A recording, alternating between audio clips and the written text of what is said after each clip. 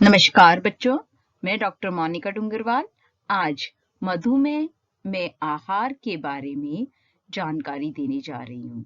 हमने पिछले वीडियो में मधुमेह को समझा था। मधुमेह जो रोग है यह न केवल भारत का एक मुख्य समस्यात्मक रोग है, बल्कि विश्व के अनेक देशों में इसके रोगी पाए जाते हैं या देखने में मिलते हैं। मधुमेह रोग को मैंने आपको समझाया था कि जब भी हमारे शरीर में इंसुलिन हार्मोन का उत्पादन नहीं हो पाता है या कम हो पाता है या उसके उत्पादन में कोई दोष उत्पन्न हो जाता है, उस कारण से ब्लड या रक्त के अंदर ग्लूकोज का जो लेवल होता है वो बढ़ने लगता है, क्योंकि इंसुलिन हार्मोन जो होता है वो अधिक मात्रा में जो ग्लूकोज है उसको ग्लाइकोजन में कन्वर्ट करता है और उसके पश्चात ये जो ग्लाइकोजन होती है यकृत और मांसपेशियों में जाके संग्रहित हो जाती है। पर किसी भी कारण से यदि इंसुलिन हार्मोन नहीं बन पा रहा है या नहीं पहुंच पा रहा है तो ब्लड में जो ग्लूकोज का लेवल बढ़ा है वह बढ़ा हुआ ही रह जाएगा, क्योंकि उसका कन्वर्जन या परिवर्तन नहीं हो पा रहा है। और यह जो ग्लूकोज है फिर यूरिन के द्वारा शरीर से बाहर निकलती है, यानी एनर्जी का वेस्टेज होता है। और रोगी के अंदर पॉलीयूरिया यानी अधिक यूरिन का आना, बार बार पेशाब का आना, पॉलीफेजिया यानी अधिक भूख लगना, पॉलीडिप्सिया यानी अधिक प्यास लगना या निर्जलीकरण की अवस्था आ जाना यानी शरीर में पानी की कमी होना आदि लक्षण देखने में मिलते हैं। तो आज हम बात कर रहे हैं कि इस रोग के उपचार के बारे में, कि हम अपने आहार में क्या परिवर्तन करें कि वह मधुमेह के रोगी के लिए मददगार साबित हो। जब हम मधुमेह में उपचार की बात करते हैं तो इसके अंतर्गत फर्स्ट आता है आहार द्वारा उपचार। क्योंकि हम लोग न्यूट्रिशन या पोषण के हिसाब से बात कर रहे हैं तो बच्चों ये आहार द्वारा जो उपचार है हम उसी की बात करेंगे। सेकंड नंबर पे है मेडिसिन या खाने की दवाइयों से, जो कि हाइपोग्लाइसेमिक ड्रग्स होती है, डॉक्टर के द्वारा दी जाती है। इसके अलावा इंसुलिन के इंजेक्शन भी लगते हैं। और फोर्थ वन है रेस्ट, कि रोगी व्यक्ति को आराम भी करना चाहिए। तो हम यहाँ पर जो बात कर रहे हैं वो आहार की बात कर रहे हैं कि व्यक्ति की मेडिसिन तो चल रही है, अगर वो डाइट में या आहार में ध्यान नहीं रखेगा तो उसका जो रोग है, क्योंकि आपको पता है मधुमेह ठीक तो हो ही नहीं सकता है, जिंदगी भर आपके साथ रहेगा, तो जो रोग की अवस्था है उसमें जो थोड़ा बहुत सुधार आहार के द्वारा किया जा सकता है वह नहीं आ पाएगा, या हम यूं कहें कि मधुमेह रोग जो है वह नियंत्रित नहीं हो पाएगा। इसलिए इसका नियंत्रण जो होता है वह बहुत आवश्यक होता है कि रोगी जो है स्वयं स्वस्थ होने के लिए भरपूर प्रयास करे तथा परिवर्तित आहार को ग्रहण करे, साथ ही साथ अपना जो डॉक्टर है या चिकित्सक है उसकी सलाह पर दवाइयों को ग्रहण करे या उन दवाइयों को ले। तो हम सबसे पहले बात कर रहे हैं कि हमें आहार में पोषक तत्वों में क्या परिवर्तन करना है। हम जब भी आहार की बात करते हैं बच्चों, तो हमारा जो एम्फेसिस या ध्यान रखने वाली चीज में सबसे पहले बात आती है पोषक तत्व की आवश्यकता। तो सबसे पहले हम ले रहे हैं ऊर्जा या कैलोरी।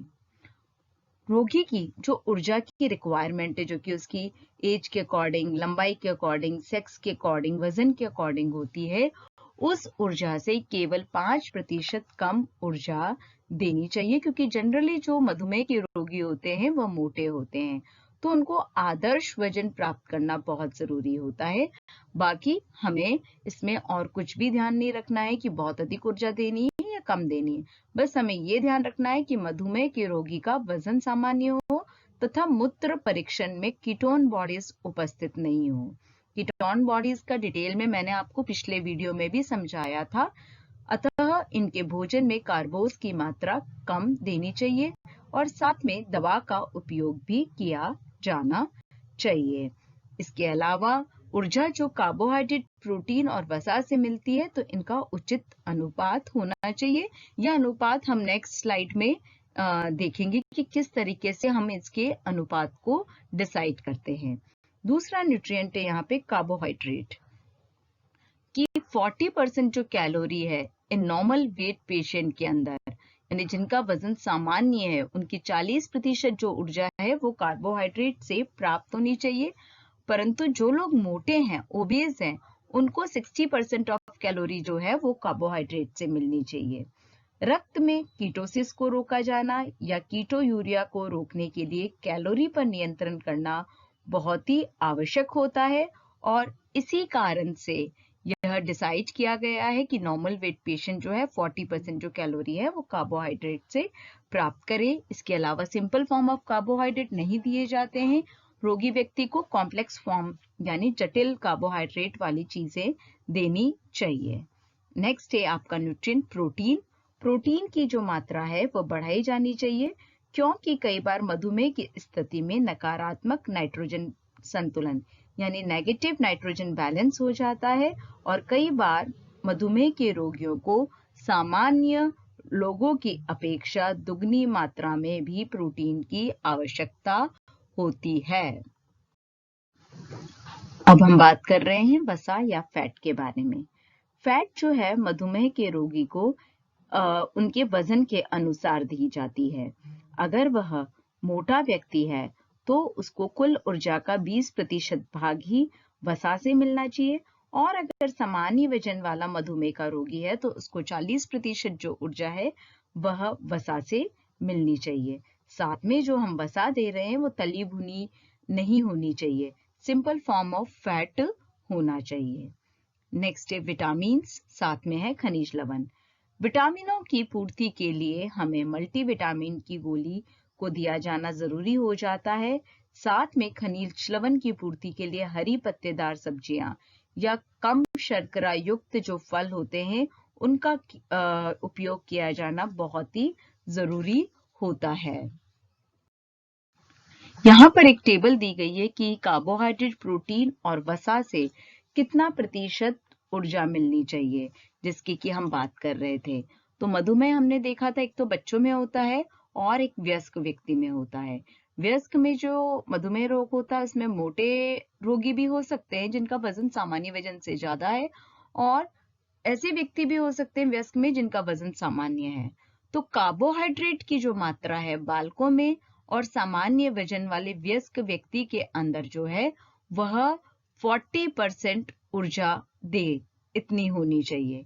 हमको पता है कि कार्बोहाइड्रेट, वसा और प्रोटीन तीनों ही ऊर्जा देने का कार्य कर रहे हैं। तो 40% जो टोटल उनकी ऊर्जा की आवश्यकता है उसका 40% जो है कार्बोहाइड्रेट से दिया जाना जरूरी होता है, जबकि वयस्क मोटे व्यक्ति में 60% जो है वह कार्बोहाइड्रेट से ऊर्जा मिलनी चाहिए।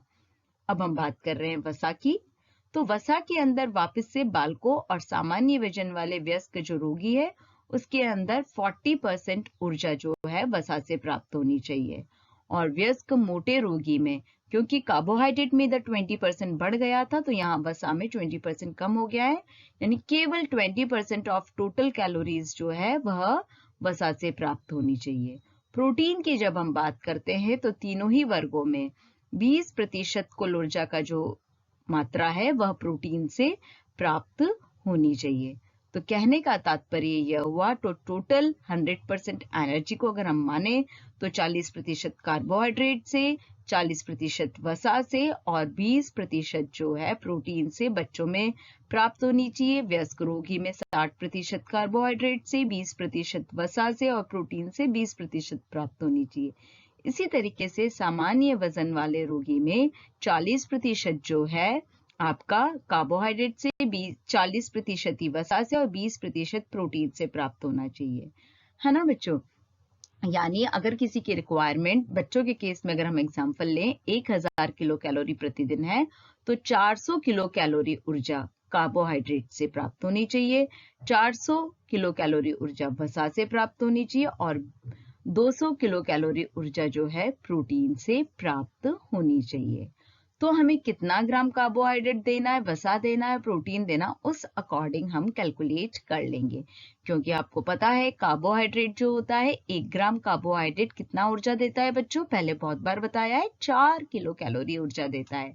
यानी जब हमने कहा 400 किलो कैलोरी जो है कार्बोहाइड्रेट से प्राप्त होनी चाहिए तो 400 इज डिवाइडेड बाय 4 यानी 100 ग्राम कार्बोहाइड्रेट, इसी तरीके से वसा के केस में जब हम ये चीज करते हैं तो थोड़ा सा डिफरेंट हो जाएगा। कैसे?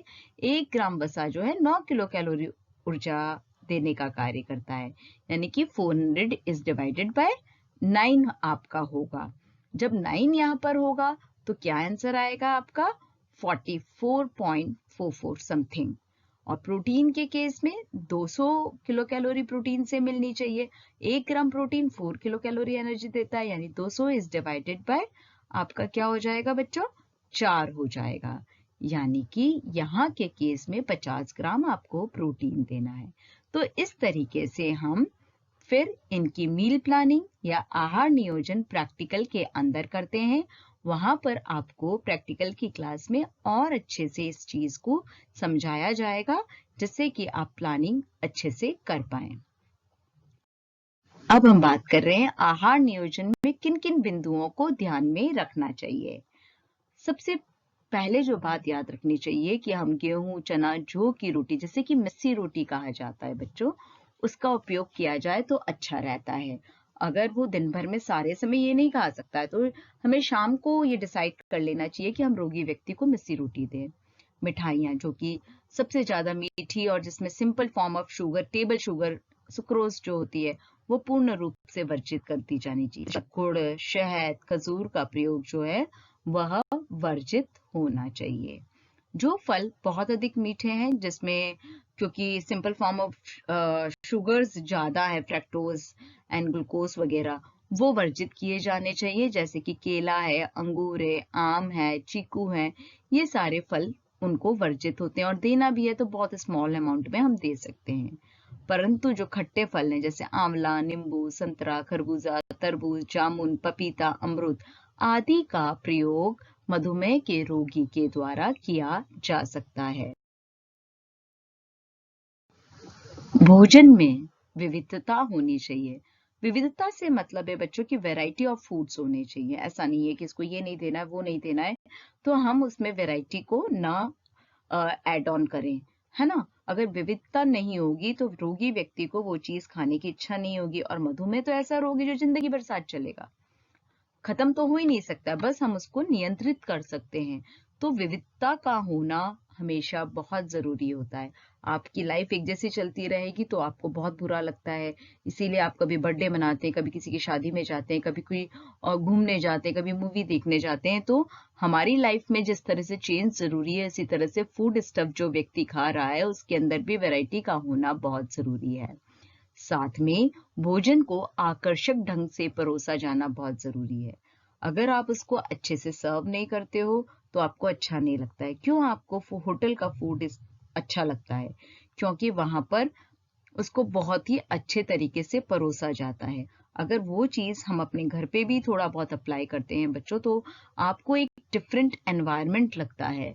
आप अगर घर पे बर्थडे बना रहे हैं तो आप नई प्लेट्स भी निकालते हैं, उसको अच्छे से सर्व भी करते हैं, उसको जो बड़ा कंटेनर है डोंगा वगैरह उसमें जब बाउल में रखते हो तो भी बहुत अच्छे से रखते हो। तो आकर्षक ढंग से परोसा जाना भी बहुत अच्छा लगता है, क्योंकि आधी इच्छा तो आपकी खाने की इसलिए हो जाती है कि कितना अच्छे से इसने काम किया है। रोगी की क्रियाशीलता के अनुसार कैलोरी की मात्रा को दिया जाना चाहिए, अर्थात वह कैसा काम करने वाला व्यक्ति है, कम क्रियाशील है, अधिक है या मध्यम क्रियाशील है, उस अकॉर्डिंग हमें ऊर्जा को देना चाहिए। नहीं तो उसकी ऊर्जा की रिक्वायरमेंट जो है वह पूरी नहीं हो पाएगी। साथ में भोजन में प्याज, लहसुन आदि चीजों का समावेश किया जाना बहुत जरूरी होता है, क्योंकि ये मेटाबॉलिज्म को नियंत्रित करने का कार्य करते हैं। यानी मेन जो चीजें हमें मधुमेह के आहार नियोजन में ध्यान रखनी है कि सिंपल जो शुगरी फूड्स हैं, भले वो केक है, आपका पेस्ट्री है, मीठे बिस्किट्स हैं, टॉफी है, स्वीट्स हैं, ये सारी चीजों को जब तक हो सके अवॉइड करना है। हम कुछ मात्रा में दे सकते हैं जिससे कि व्यक्ति को ऐसा ना लगे कि मुझे बिल्कुल नहीं दिया जा रहा है। हम कुछ मात्रा में दे सकते हैं। और जो मीठे फ्रूट्स हैं जिसके अंदर सिंपल फॉर्म ऑफ शुगर्स ज्यादा हैं, उनको भी अवॉइड करना चाहिए। पर दूसरी तरीके के जो फ्रूट्स हैं जिसमें वाटर कंटेंट ज्यादा है, विटामिन सी या खट्टे जो फ्रूट्स हैं, उनको उनकी डाइट में इंक्लूड किया जाना चाहिए। साथ में फाइब्रस फूड को इंक्लूड किया जाना चाहिए। साथ में जो मोटे अनाज है वो हम दे सकते हैं क्योंकि उसमें कॉम्प्लेक्स कार्बोहाइड्रेट है। अनाज को अगर हम जो गेहूं और चने को मिक्स करके मिस्सी रोटी देते हैं तो वो भी हमारे मेटाबॉलिज्म या उपापचय को नियंत्रित करने का कार्य करती है। इसके साथ ही जो बच्चों हमारा पूरा टॉपिक है मधुमेह, जो कि पिछले वीडियो में समझाया था, और मधुमेह में आहार नियोजन जो कि आज समझाया है, तो मधुमेह इसके साथ ही समाप्त होता है। और आपको ये अच्छे से समझ आ गया होगा कि मधुमेह किसे कहा जाता है और इसमें कैसे आहार नियोजन किया जाता है। प्रैक्टिकल में हम इसके ऊपर और अच्छे से आहार नियोजन के ऊपर बच्चों और अच्छे से बात करेंगे कि आपको कैलकुलेशंस को कैसे करना है। थैंक यू बच्चों।